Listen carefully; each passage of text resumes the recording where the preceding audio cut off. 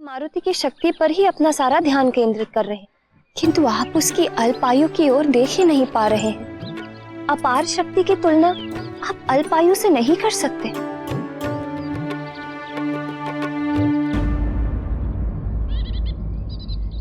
मैं आपको दिखाती हूँ।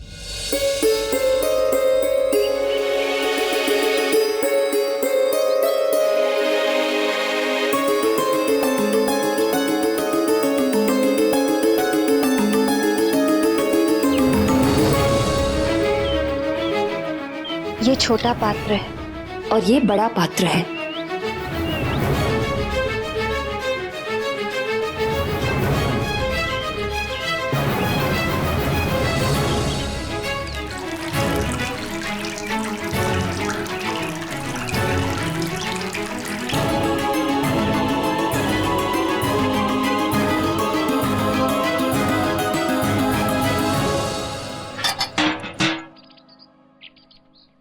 देखिए देव, छोटे पात्र में एक क्षमता ही नहीं थी कि बड़े पात्र का जल उसमें समा सके। इसी प्रकार अल्पायु के अबोध मारुति को इतनी शक्तियां प्रदान ना कीजिए। देव, असमय ही प्राप्त की हुई शक्तियां मारुति को हानि पहुंचा सकती हैं।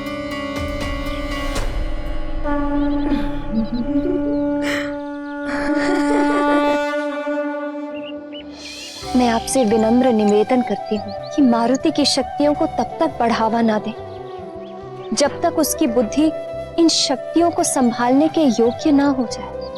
देवी अंशना, मैं तो निमित्त मात्र, करने वाला तो विधाता है।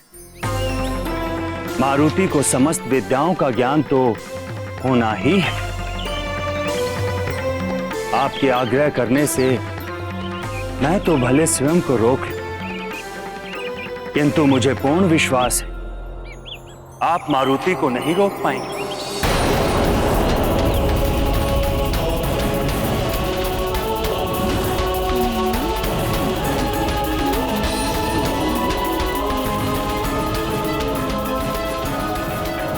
कल्याण हो। आप मारुति को नहीं रोक पाएंगे। आप मारुति को नहीं रोक पाएंगे।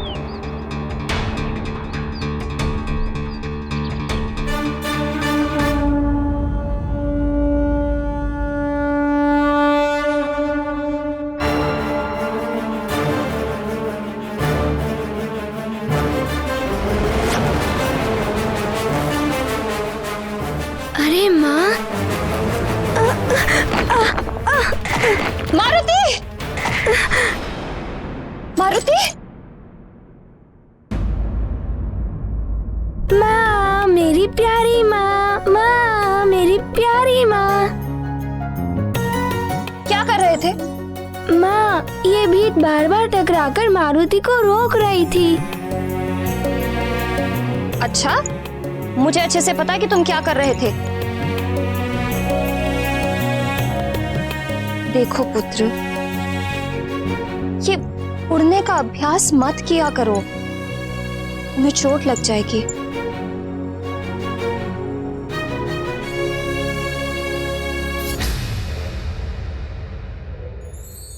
अच्छा, माँ को ना मारुति के साथ बहुत सारी अच्छी अच्छी बातें करनी है। माँ को चिंता है कि मारुति उड़ नहीं पाता है। यदि मारुति भली भांति उड़ने में सफल हो गया तो माँ मारुति से अवश्य ही प्रसन्न हो जाएंगी।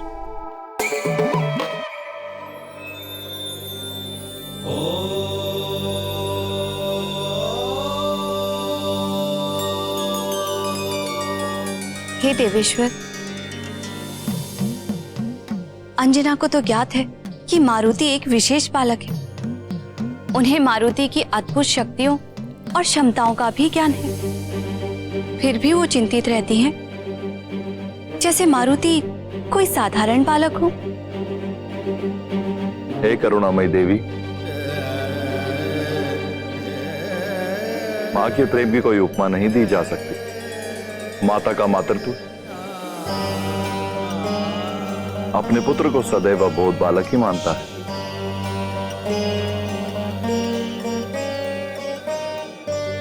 भले ही पुत्र कितना भी महान और शक्तिशाली हो, उसका मन अपने पुत्र में कभी देवता का दर्शन स्वीकार नहीं करता।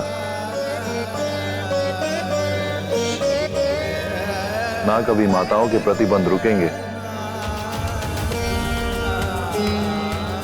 और ना कभी पुत्रों की चपलता समाप्त होगी। ये लीलाएं तो सृष्टि के अधिकाल से होती आ रही हैं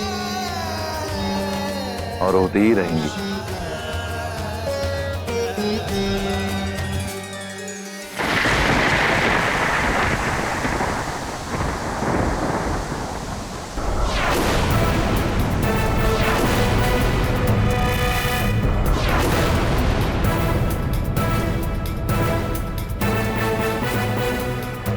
यदि चक्रासुर पुनः आ गया तो तुम लक्ष्मी को लेकर राजभवन की ओर ही भागना। और तुम सब सुनो, हमें शीघ्र राजभवन की ओर चलना चाहिए ताकि हम महाराज केसरी से अपनी सहायता के लिए गुहार लगा सकें। अब वे ही हमारे लिए कुछ कर सकते हैं। चलो चलो। और इसी प्रकार राजा की अनुपस्थिति में युवराज ने राज्य के सारे कार्य कर लिए। माँ, इसका अर्थ है जब राजा राज्य में ना हो तो युवराज को ही उनके सारे कार्य करने चाहिए।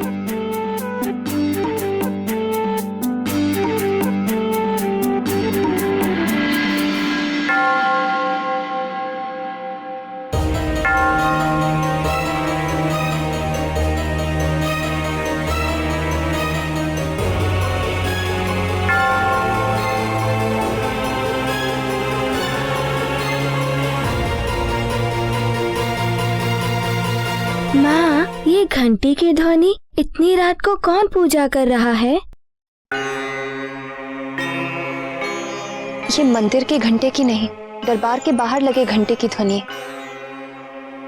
प्रजा में जब भी किसी पर कोई संकट आती है तो वो राजा की सहायता मांगने के लिए इस घंटे को बजाते हैं।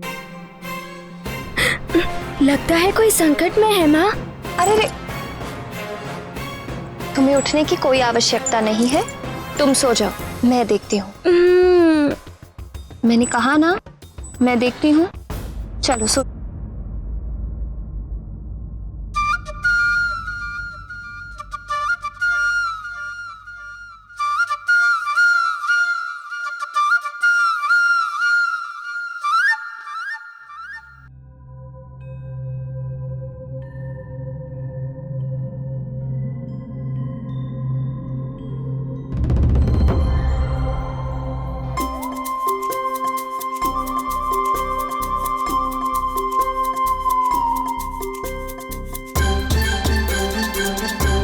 मुखिया जी अभी महाराज राज्य से बाहर गए हुए हैं।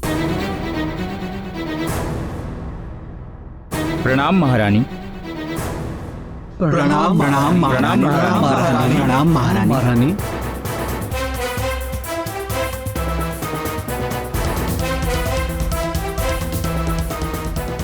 क्या बात है, इतनी रात को आप सब यहाँ?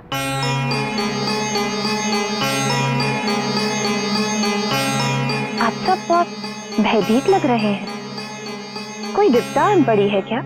महारानी जी, हम सब मृदंगपुर के वासी हैं। हमारे गांव में एक भयानक असुर चक्रासुर आ गया है।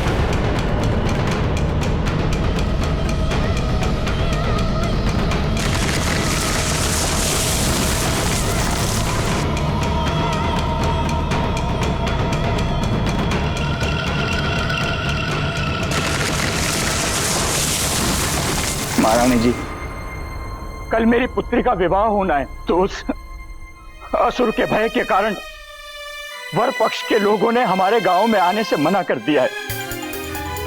अब कैसे होगा मेरी पुत्री का विवाह? अब तो महाराज ही केसरी हमारी सहायता कर सकते हैं, रक्षा कर सकते हैं।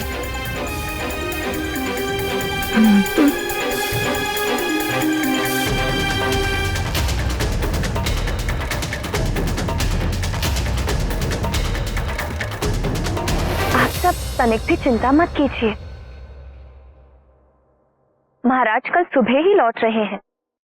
वे अवश्य आपकी सहायता करेंगे। कल सुबह?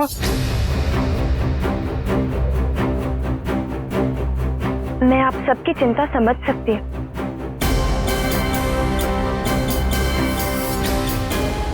मंत्री जी, जी महारानी जी। आप अभी जाइए इनकी सहायता के लिए। जितने सैनिक ले जाने हैं ले जाइए।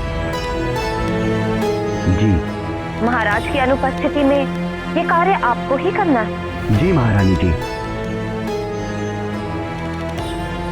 धन्यवाद धन्यवाद। किंतु महारानी जी, प्रजा के साथ आपकी और युवराज की सुरक्षा का उत्तरदायित्व भी है मुझ पर। और महाराज ने स्पष्ट निर्देश दिए हैं कि हम राजभवन छोड़कर कहीं ना जाएं। राजा का प्रथम उत्तरदायित्व होता है प्रजा की सुरक्षा। राजा का धर्म और कर्म होता है प्रजा की सुरक्षा। इसीलिए आप वैसा ही कीजिए जैसा मैं आपको निर्देश दे रही हूँ। किंतु महारानी जी, इसे आप मात्र मेरा निर्देश मत समझिए, अपितु मेरा आदेश भी समझिए।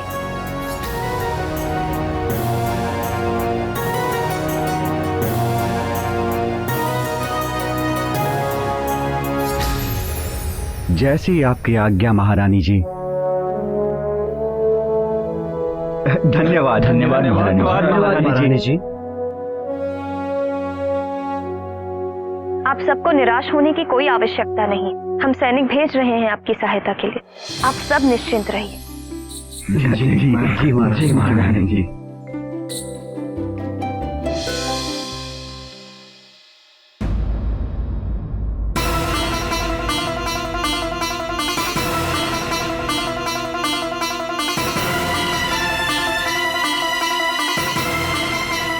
जब मैं बाहर जाऊंगा तो मेरी अनुपस्थिति में यहाँ की देखभाल और सुरक्षा का उत्तरदायित्व तुम्हारा ही तो होगा पुत्र।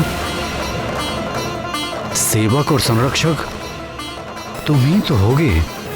राजा की अनुपस्थिति में युवराज ने राज्य के सारे कार्य कर लिए।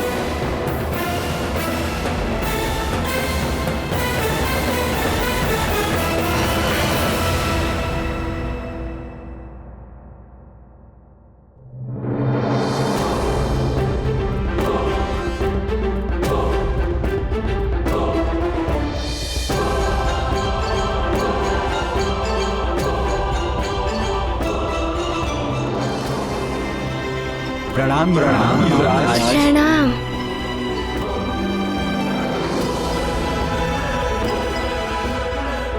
आप सब चिंता ना करें, पिताश्री राज्य में नहीं है तो क्या हुआ, मारुति चलेगा आप सबके साथ। अरे युवराज हमारे साथ जाएंगे युवराज, हमारे साथ जाएंगे युवराज। मारुति रक्षा करेगा आप सबकी चक्रासुर के आतंक से।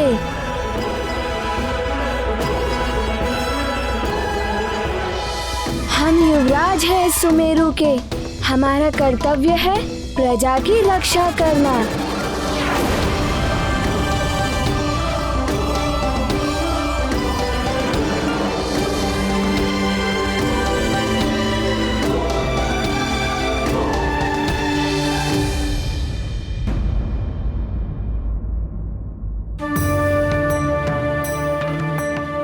मारुति पुत्र, तुम नहीं जा सकते, तुम बालक हो। युवराज का उत्तरदायित्व निभाने की आयु नहीं है अभी तुम्हारी। हाँ युवराज, महारानी जी उचित कह रही हैं। मंत्री जी और सैनिक हैं ना चक्रासुर का सामना करने के लिए। परंतु आप चिंता ना करें, हम हैं ना।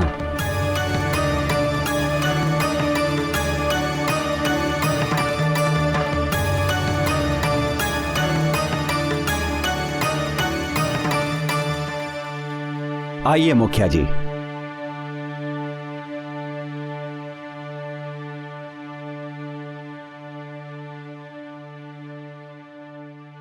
माँ, जाने दीजिए ना माँ, प्रजा को हमारी आवश्यकता है। मारुति, तुम नहीं जाओगे। माँ, आप चिंता क्यों कर रही हैं? मैंने वृक्षासुर को भी मार गिराया था।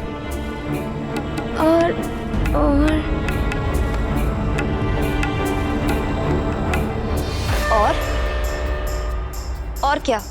और पिताश्री ने भी तो कहा था कि उनकी अनुपस्थिति में पूरे राज्य की देखभाल और सुरक्षा का उत्तरदायित्व मारुति का ही होगा। मैं संभाल लूंगा सब कुछ माँ। आप तनिक हट करना बंद करो। चलो अपने कक्ष में और सो जाओ। चलो चलो।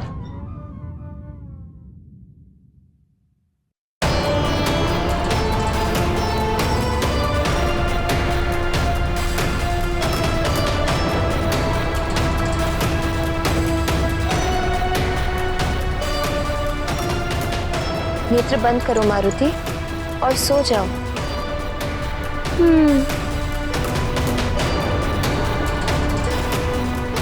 भगवान शिव की बड़ी कृपा है हम सब पर। मुझे पूर्ण भरोसा है भोलेनाथ पर। वो हमारी प्रजा की रक्षा अवश्य करेंगे। नेत्र बंद करो मारुति, सो जाओ। और ध्यान रहे कल प्रातः मुझे यहीं पर मिलना।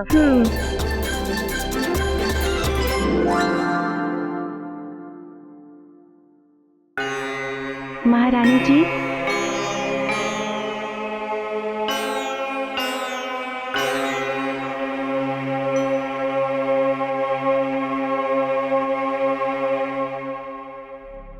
अभी तक आपने कुछ नहीं खाया है, भोजन परोस दिया है। जब तक मेरी प्रजा संकट में है, मेरे मुंह से एक निवाला तक नहीं उतरेगा।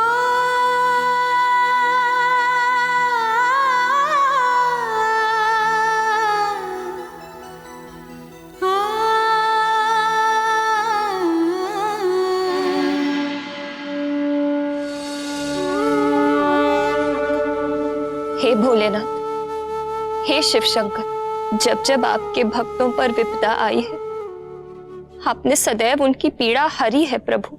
मेरी प्रजा पर आए संकट को दूर कीजिए प्रभु। उनकी रक्षा करना प्रभु, रक्षा करना।